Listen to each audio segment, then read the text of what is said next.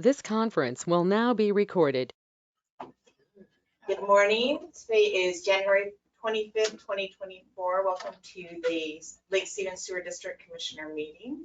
And I'd like to go ahead and call that to order, and we'll begin with a pledge of allegiance.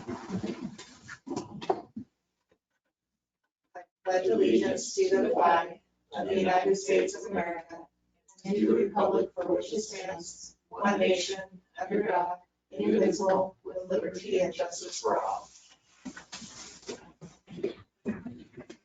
All right, we're going to go ahead and proceed with our public forum. This is the time where the public can comment or bring issues to the commissioners. So I'd like to go ahead and open that up for anyone interested in addressing the commissioners. We received any notes or emails? No. Okay. I'm seeing nothing on the virtual wall, so we'll go ahead and close the public forum. The agenda, as it stands, no corrections, Mariah? Nothing from staff? Great. Any corrections from the commissioners or staff? I think it's a delightful agenda. Great. I would make a motion to approve the delightful agenda. I will second that. All in favor? Aye. Aye. All right, proceeding to number 5, consent items A through E. No additions or corrections, correct? Make a motion to approve consent agenda items A through E. I'll second that. All in favor? Aye. Aye, great. Number 6, old business. We don't have any today, so we'll proceed to new business 7A, the 2024 budget guidelines. And Tracy is going to present. Thank you. So I have to, let's see, I have measurements. So let me try. Maybe I can do this. Bear with me one moment. No problem. Oh, I can't do it that way. I have to do this one first.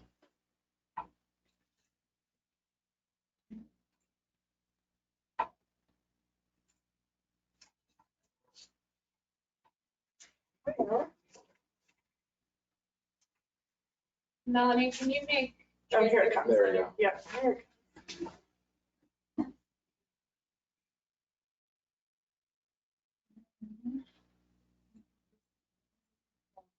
Which is the other one. Give me 1 second. I'm on. Great.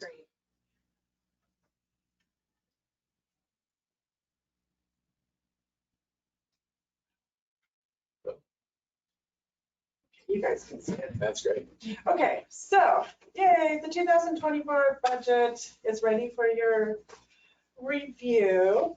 And so to start off, I want to just let you know we used a very conservative approach to forecasting revenues and expenses as we have in the past. I kind of want to go over some of the assumptions that we used in pulling together the budget, to just highlight those before we get started.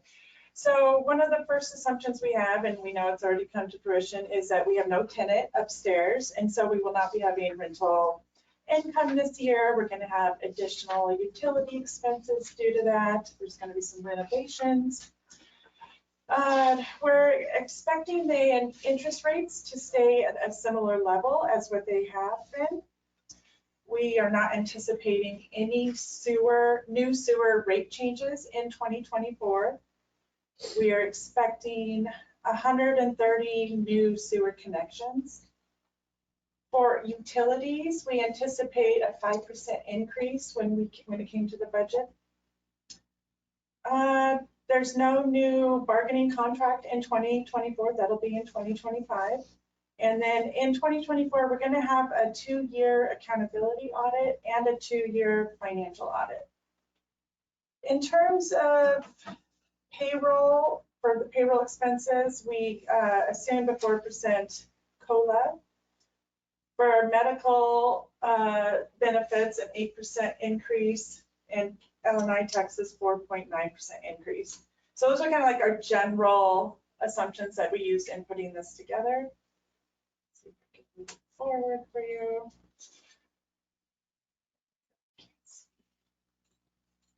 So our the cash flows. To start out, operating revenue cash flows are expected to be up 1.2 million, and that's because we had a rate increase last year for commercial rate increases and the other rate increases from the years prior.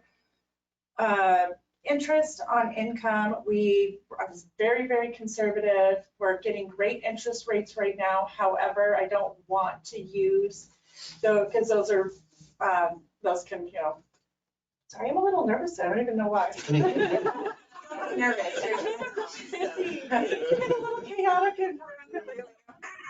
You're amongst friends. I know, but- So interest rates, they can bounce around definitely. We don't anticipate any changes. However, I didn't want to use those investment dollars. I didn't want to budget them. Let's see. So rental revenue, as I mentioned, we're not anticipating any rental revenue in 2024. The rate revenue capital contribution of 9%, we anticipate it to be $1.7 million. And so you'll see it up on the operating cash flows, leaving the operating cash, and it's going to show up down below, coming in on the capital cash flows section. O&M expenses are going to increase about 1.2 million as well, and we'll get into the details of those on future slides. And with overall operating year-end cash increasing, well, actually, it looks like it'll slightly increase from the start of year cash. Okay, so capital cash flow. So starting the year, we're going to have $21 million set aside currently for capital cash. We're projecting 1.7 in connection fee money for the year. Interest income, same thing. I was really conservative. It's likely going to come in higher than that. However, I was very conservative on the interest income. We're not anticipating much in the basin charges and forfeited reimbursables currently in 2024. Line 15 of the budget cash flows, you'll see that's the 1.7 million coming in from the utility revenue, the 9%. The total capital costs that are budgeted, which you'll see, which is Schedule 4 or 5, I believe, Schedule 5. Right now for 2024, 19 million. If we were to pay all of those at exactly what we have them on there as, which that they do not include engineering costs and other professional services, we would have a remaining $6 million in cash for capital, which meets the $1.5 million capital reserve requirement. Down below, you'll notice a difference between 23 and 24 budget for other cash. You'll notice that there's a new line item for line item 20 called other funds for debt payments.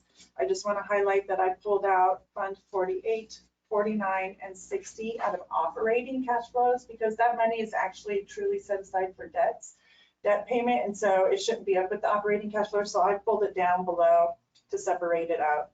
And so that's why you'll see a 0 for 23 and then the 3.4 million for 24. So,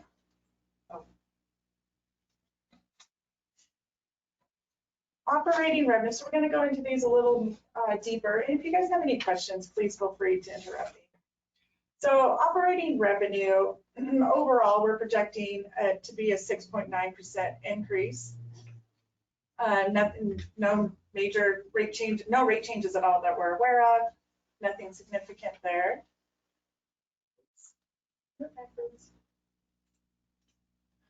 Schedule 3, debt, principal, and interest obligations. We anticipate, to meet all of our debt and principal obligations in 2024. No changes, no new debt.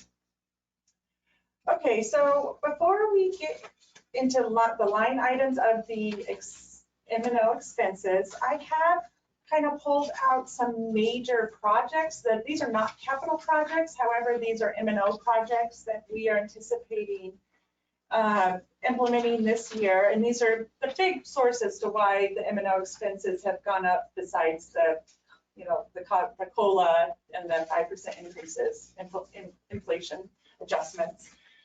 I will kind of highlight them, and if you have specific questions, Mariah can jump in. So art flash studies for the field, we're estimating that at $130,000. I do have the GL account there listed, so if you're wanting to like look and see that line item in Schedule 4, you can find it, and it's being included in there. So these are the reasons some of those have increased. Meter reads, we're looking into an ILA with the PUD to hopefully get the meter read information electronically, so we don't have to send our field guys out, over the course of a day or two to go look at every single meter and pull those numbers off. We're looking to rekey in the lift stations this year, so all the lift stations, so that's been included in the M&O budget. We have the remaining Android's contract, $26,000 for the plant. We are looking at upgrading 5 iPads at the plant, 1 iPad for the field. Developer standards, this one Mariah could probably speak to a little bit more if you have a question on it, but we are looking to implement new developer standards in alignment with PACE. We've asked PACE to help us update our developer standards, which is our code for what standards developers need to meet to have sewer in our system. And so we're anticipating that's about 100,000 for that project. It definitely needs to be done.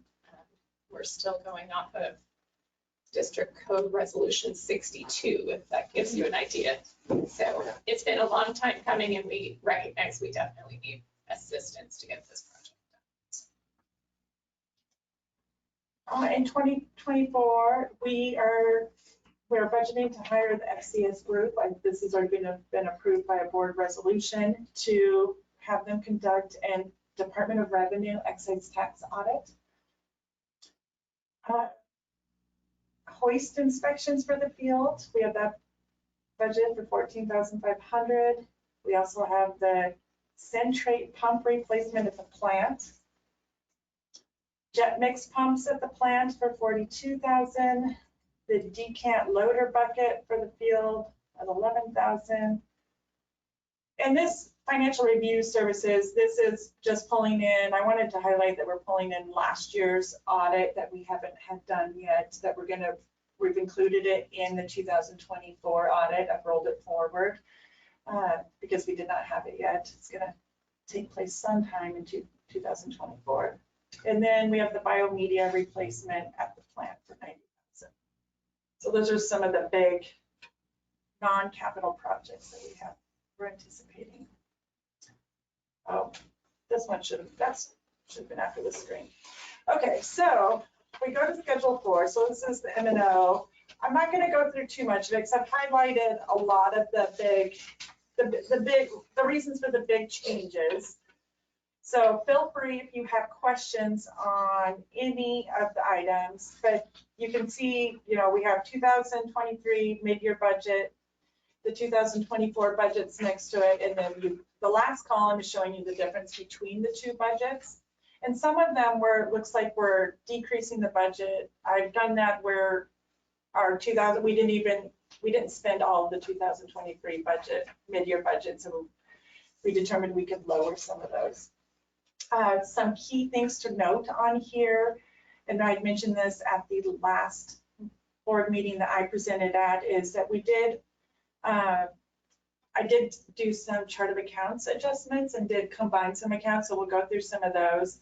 Under administration, I don't think there were any that were combined in here. For the most part, these all stayed the same. There isn't anything really of significance beyond the items I've already talked about.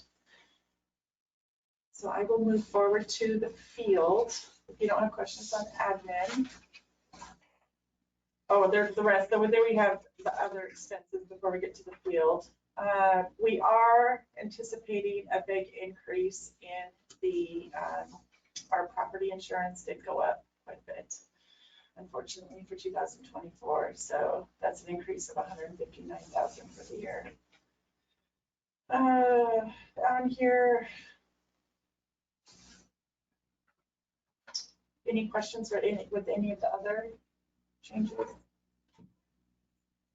Okay, so for field,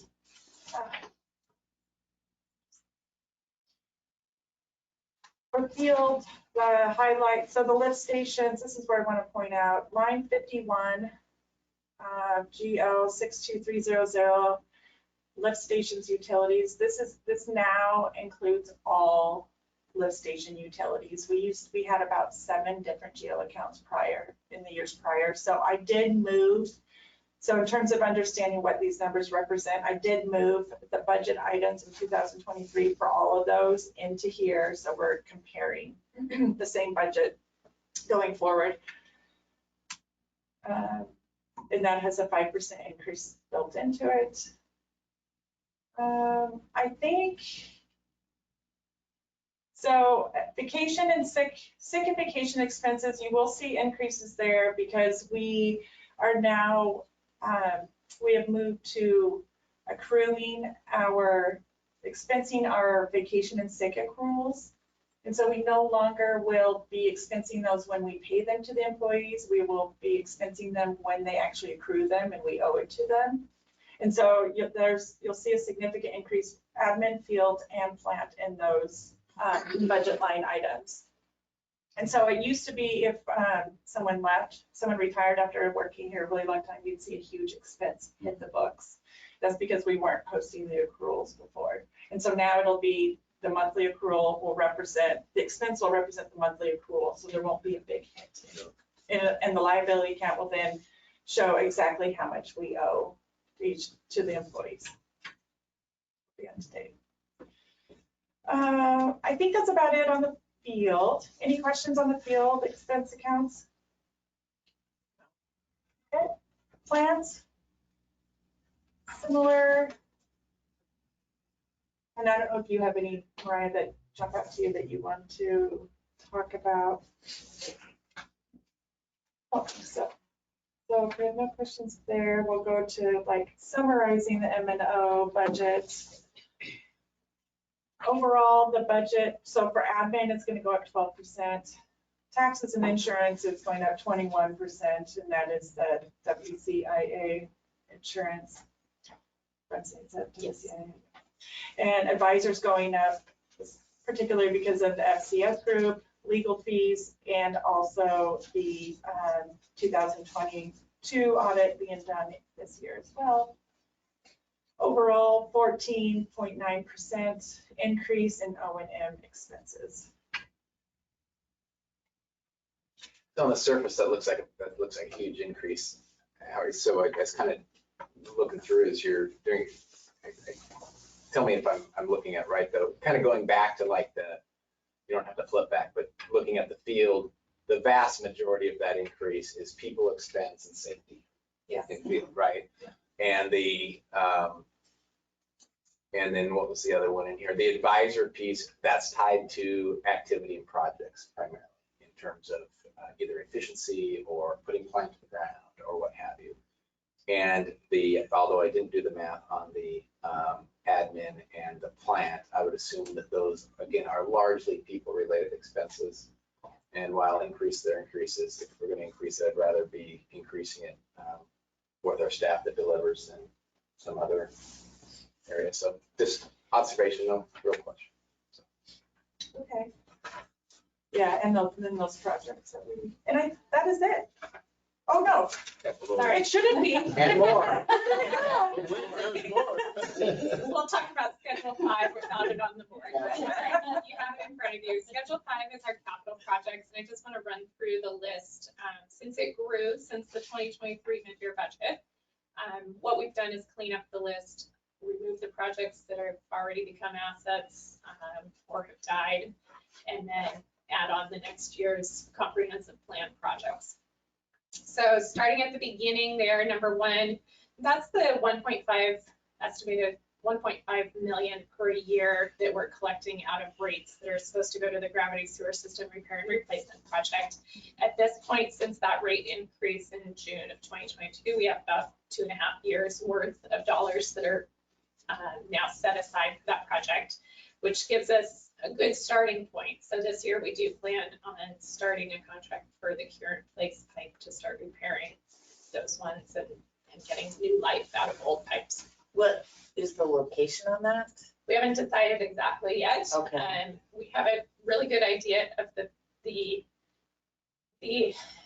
what is the oldest pipes, Yeah. right? And we have good camera footage around the area, but it's deciding how we can get the most bang for our buck Right. when we do the actual project. So Okay. as we move into it, we'll really nail down where.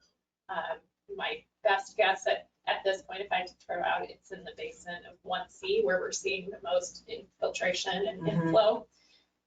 We've done a lot of like smoke testing and what we can, and we're still getting a lot of water there. So that seems to be, that feels right to work up. So I have a pipe replacement comment, but I'll wait till the end. Okay. All right. Only two, but Well, it's more general overall, so let's go through and we can circle back. Sure. Okay, projects that are listed as number 2, number 4, and number 5, that's all of our lift station 2C upgrade project that we've been talking about for a long time now. Again, these Never so projects long. were slated for construction in 2022. So we are 2 years behind already on our comprehensive plan projects, and that one is still in city permitting. But that's what 2, 4, and 5 are. And I'll also mention, everywhere you see in parentheses at the end of a project name, that's the actual name out of the comprehensive plan if you wanted that reference. Okay. Project number 3 is essentially done. This is one that we partnered with WSDOT to finish for us. This is the line that went under Highway 9. But the project isn't closed out on their end. So it still shows up on our list, but we aren't doing any active work on that project anymore. Number 6 is lift station 5C decommissioning. That project is literally happening right now. So that is an active project. 4C and 6C are currently in permitting with the city for their electrical upgrades. So we will see about that. Project number 9, the lift station 11 rehab project, that was awarded to PACE at our last board meeting. So that's that one, it's getting going. The mixed liquor alkalinity system improvements, that project is still in the design phase, working with engineering to make sure we have a good solution before presenting it to the board. But I would anticipate in the next few months that you'll see that as a formal recommendation of which method to go with for that project.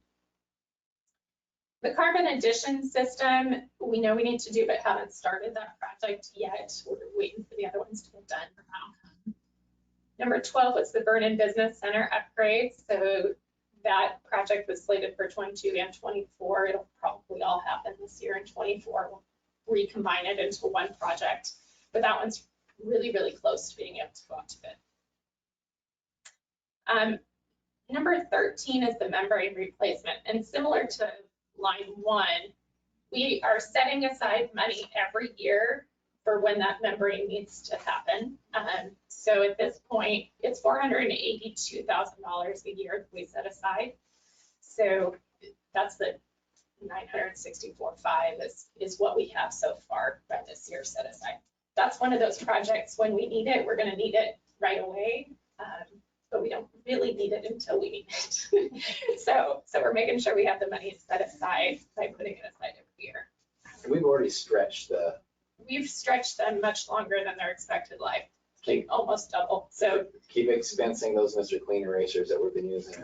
yes, yeah, we've gotten very good life out of those already.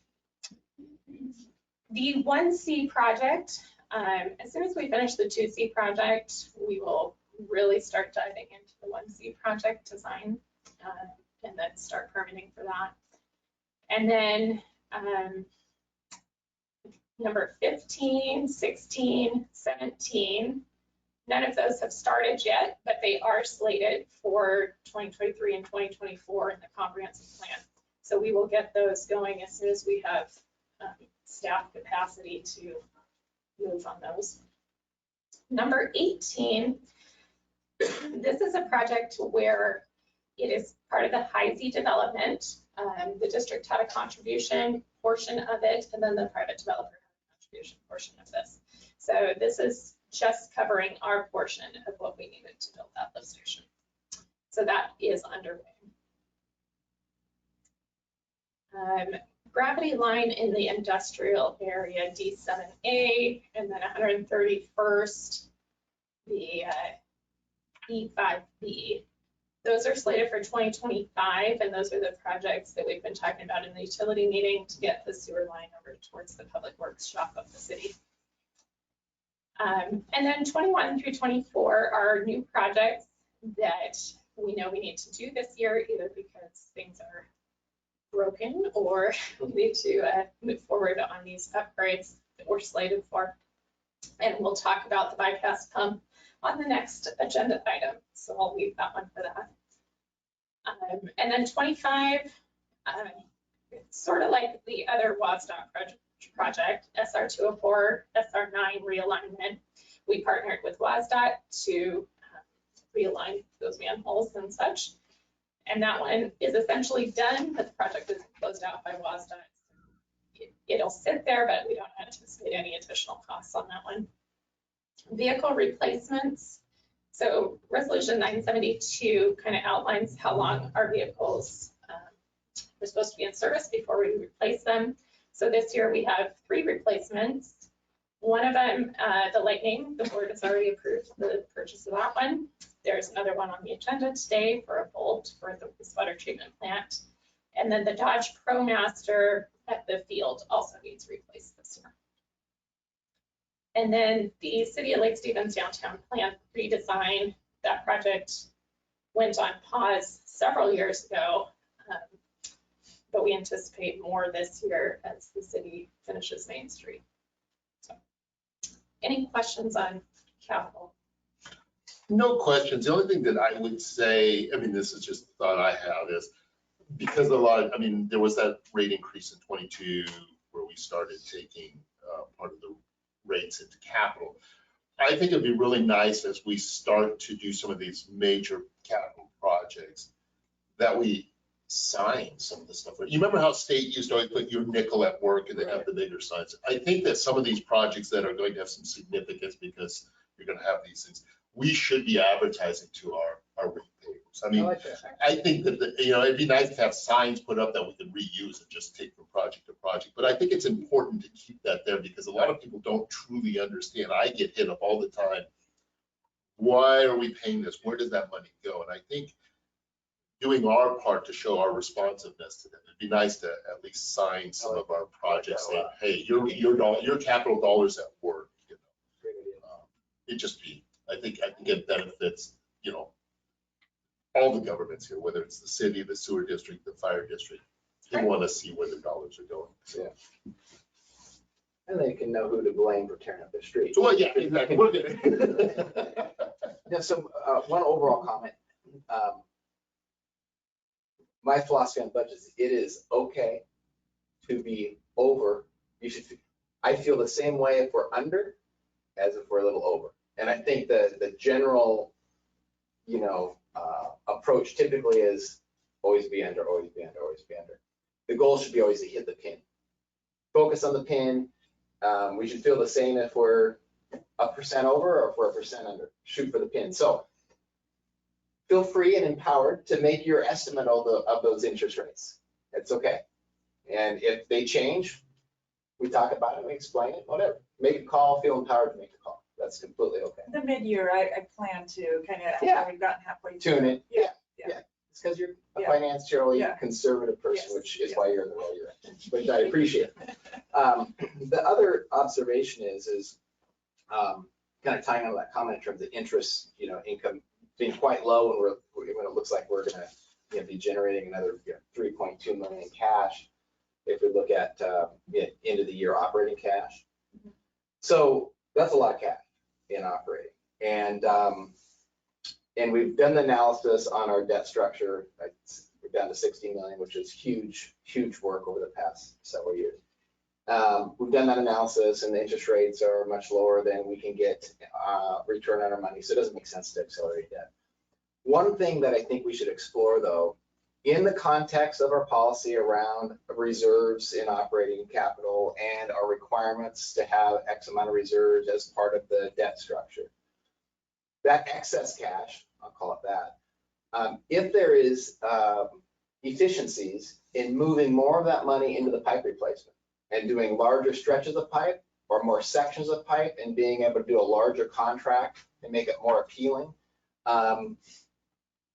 let's get the dollars working, and it will never be less expensive to fix the pipes than it is now.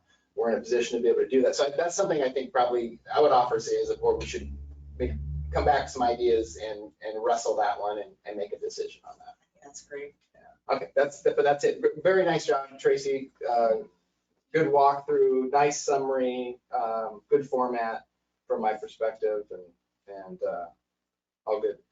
Yeah, and so I'll comment on, just to give you some insight on the 90 days of operating reserve requirement, what the dollar value looks like for us. So that is about 2.3 million is what we're looking at, to give you a sense of just, and so. And even if we did, let's just say we doubled that because we're gonna be wildly conservative, we still got $4 million to put in the ground.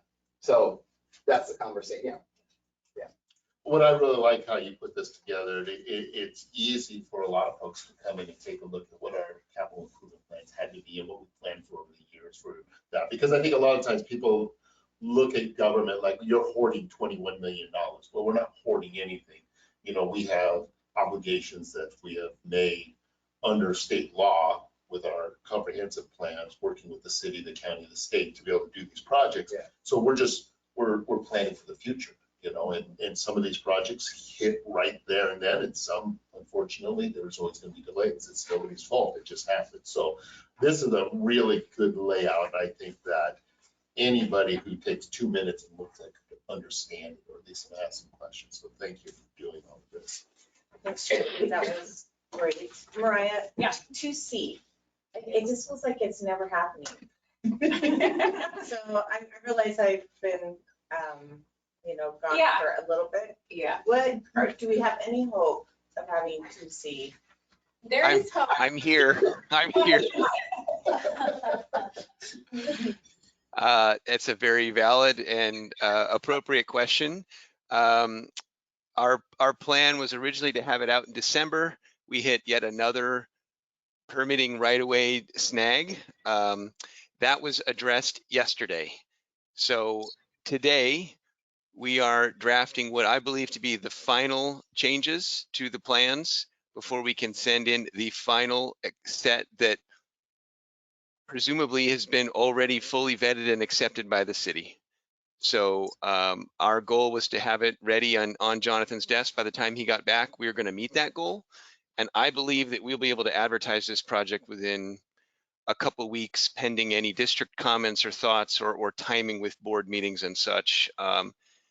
And knock on wood, any further items that the city provides to us. So the latest issue was the right-of-way dedication that they asked for.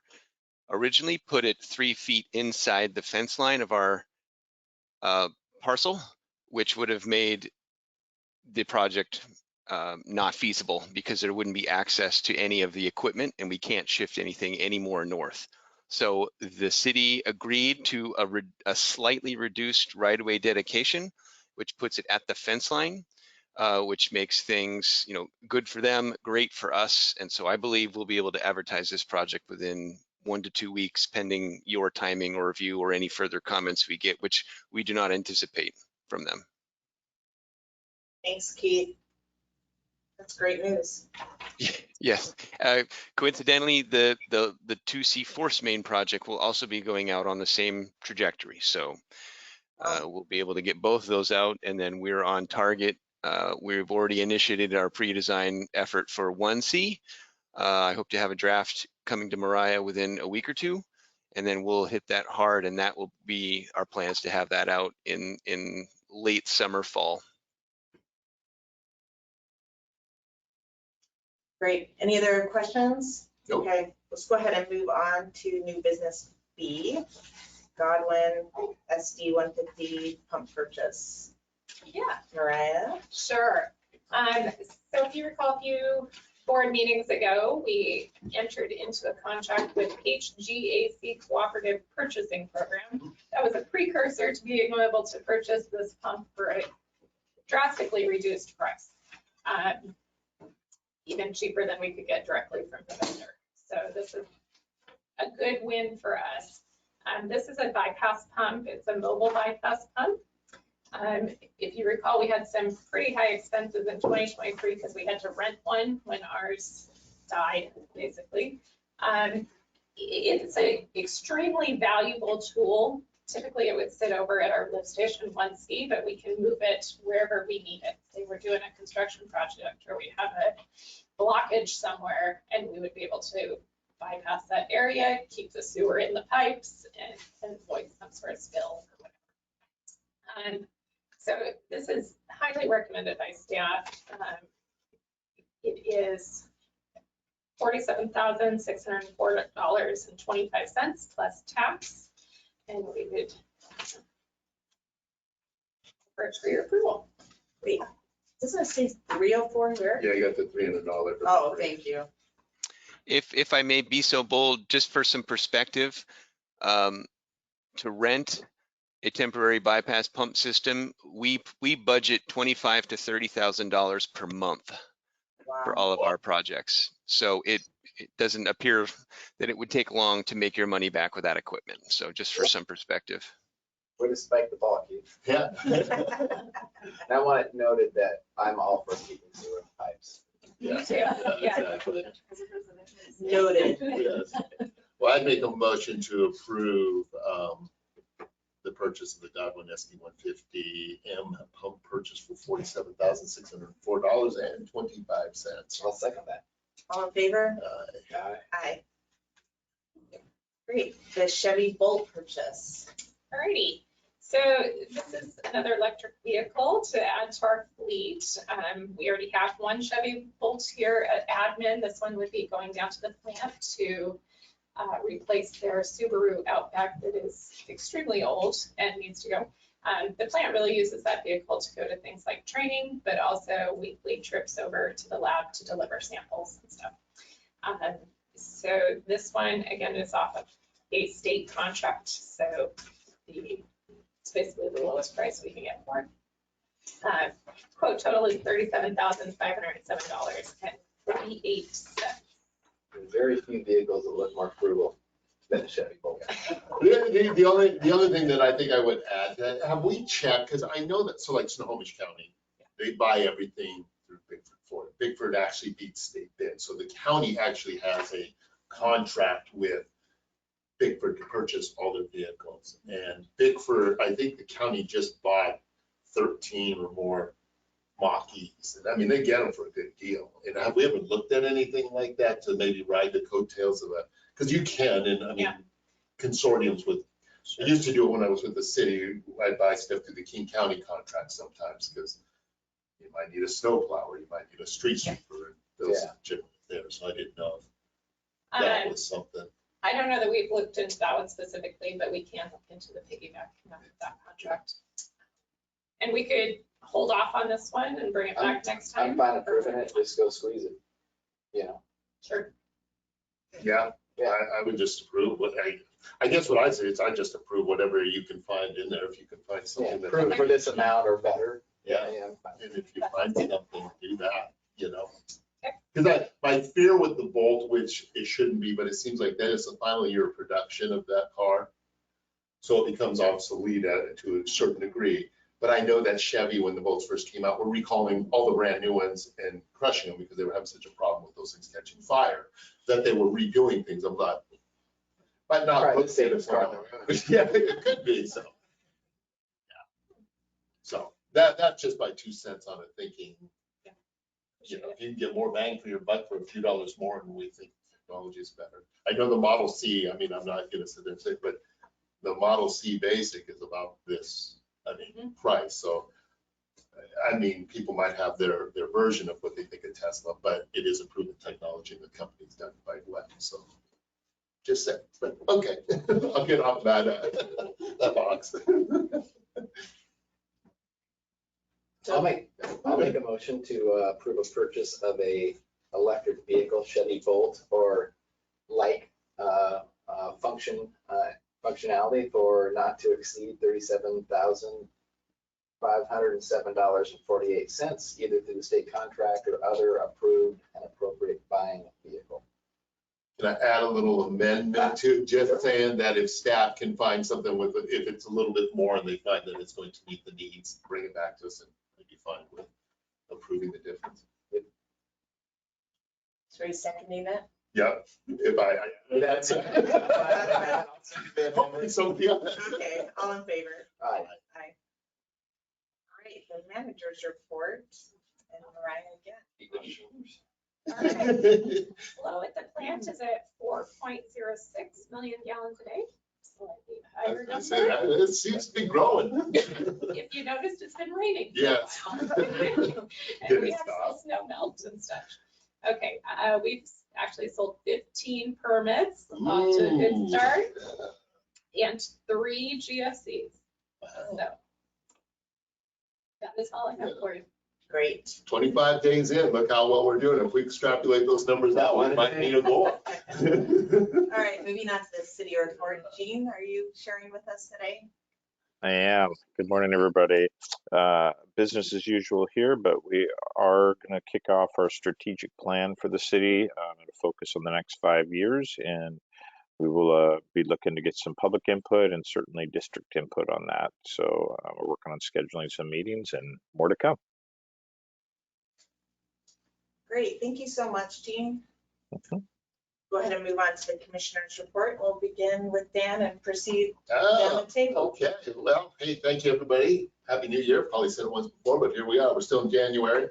I know that I'm going to be attending the commissioner conference this weekend. They usually have new commissioner conference down in Linwood for the state, for WASWA, the Washington Association of Water and Sewer Districts. And so I'll be attending that. Unfortunately, I should say, I was appointed the chair of our membership group for the statewide. So, Whoa. yeah, I'm not sure. I think everybody stepped back and I just stood there. But it's just to help grow the membership throughout the state. You know, that's our goal.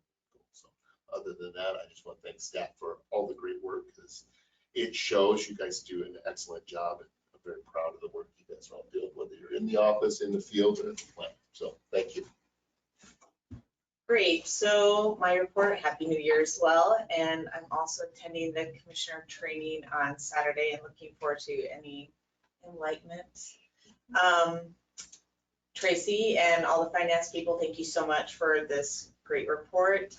And thank you to the staff for the support. Sorry, last couple weeks, that's it.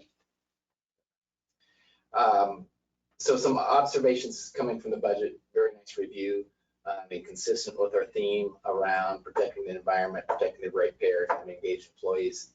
That budget, I've said it many times, a lot of times the numbers are important because that's how we track and hold accountability and transparency and so forth. But a lot of times the action of what it means to an employer, ratepayer, or environment doesn't necessarily go through. So I think I would hazard to, and Commissioner Lawrence can probably verify this or not.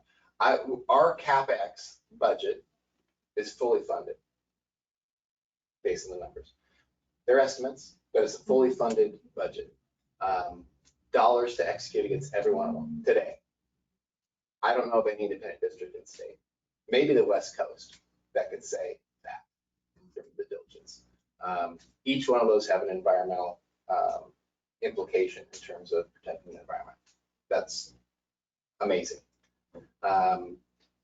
We're on pace to have our debt, all public debt, with caveats around Department of Ecology and, we never know what, but current course based on the budget, we're on pace to have zero debt in 2033. I don't know of any district in the state or probably the West Coast that could say that, let alone be credible in terms of the execution. And that's reflected in those numbers. And then from an employee standpoint, the largest increases that we have in that budget are reflective of investing in our employees in terms of either safety or investing in our employees in terms of compensation that's well deserved and consistent with market. And I never have a problem with that kind of expense. So the employee piece of it, and that's consistent with our values, it's consistent with our mission as a district. So those would be my comments based on the great review today, Tracy, and it's got far-reaching implications for our community. So thank you. That's it. Wonderful. Thank you, everyone. So we have no executive session today, and entertain a motion to I'll adjourn. make a motion to adjourn. I'll go ahead and second that. All in favor? Aye. Aye. Aye. Thank you, Thank you everybody. so much, Take care. everyone. Hi. Please.